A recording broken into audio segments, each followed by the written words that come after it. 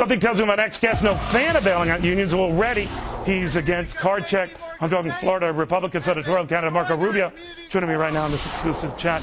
Marco, you've heard the arguments for and against getting state coffers in balance.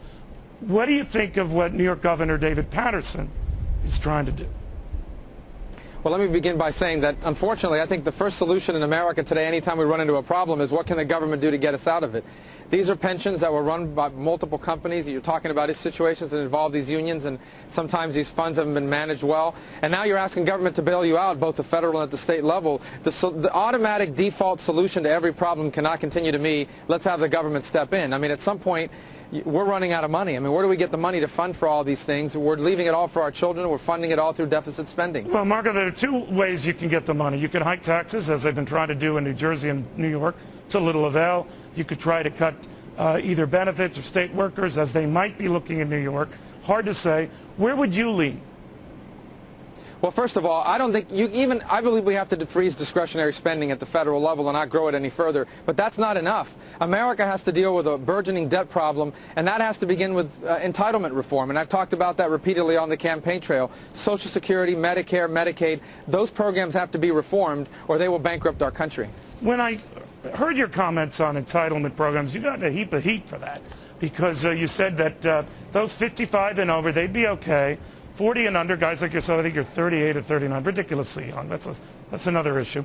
But that they're going to have to look at adjustments, either pushing the retirement age back or on. Then I thought of folks like me in the vast middle, let's say between 40 and 54, who are looking at that and saying, oh, maybe he's going after me. What do you say? Yeah. Well, first of all, those programs aren't going to be around for anybody if we don't reform them and we don't start doing that now. So what I'm talking about are reasonable reforms that are phased in over a long period of time, not overnight. But ultimately, these programs have to be reformed or they'll bankrupt our country, and that's what we're talking about here. But what is reform? Pushing the retirement age back, curtailing benefits on richer beneficiaries, what? It's a combination of moving back the retirement age over a period of time slowly to adjust to life expectancy changes. It's indexing the benefit in a way that makes sense so it doesn't bankrupt our country. It's all sorts of things. These are the things we need to be working on and talking about right now in a serious way. Marco, Charlie Crist, your former Republican opponent, now third-party opponent, says that you're sounding more like a Republican than someone who's interested in helping the state. This is from the governor. On the far right side or the far left side of the Democratic Party, people are more concerned who are in those elements about the party doing well rather than the people doing well. We've got to get back to doing what's right for the people of our country, and in my case, the people of Florida. What do you make of that? What's right for the people of the United States and the people of Florida is not to let our children and grandchildren inherit a bankrupt country, a nation that can't spend, continues to spend money it doesn't have and fund the operations of government through debt spending. That's what's right for the future of our country, and I'm the only candidate in this race that's talking about this in a serious way. Well, no, I'll give you credit. In your state, where 1 out of 7 folks collect Social Security, that's a pretty bold thing to do in that state.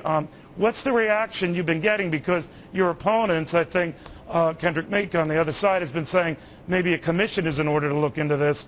Not you. Why not?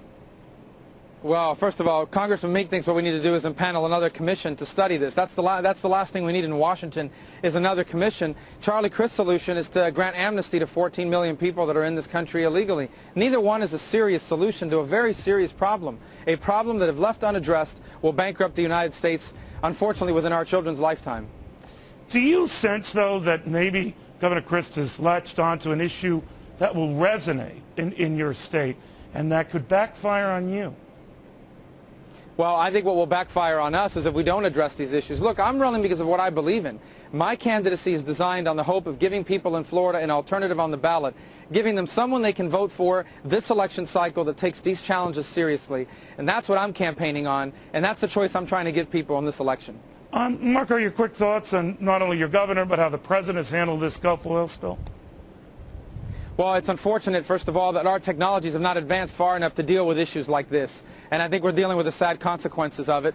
I think the White House, as weeks go by, we're going to learn more and more about what was done wrong in this regard. But understand this is a party and folks in this administration who spent a lot of time attacking the Bush administration's reaction to Katrina, which is an unforeseen thing. This one happened and nothing happened for weeks thereafter. And so I think as time goes on, we're going to learn more and more about what should have been done. And let's wait for that to start coming out a little bit more. I know you got a skedaddle here, but Florida's Attorney General was left out of this Eric Holder powwow with AGs and legal types on looking at criminal actions against those who brought the spill on. What did you make of that? Well, I hope it's not a partisan thing, and I hope it's not electoral politics coming into play. The truth is Florida has a huge stake at play in what's happening in the Gulf region. It impacts tourism in our state, and so we're deeply involved and care a lot about it, and I hope General McCollum is included in future conversations. Marco, thank you very much. I know it's hot out there and everything else. We appreciate it.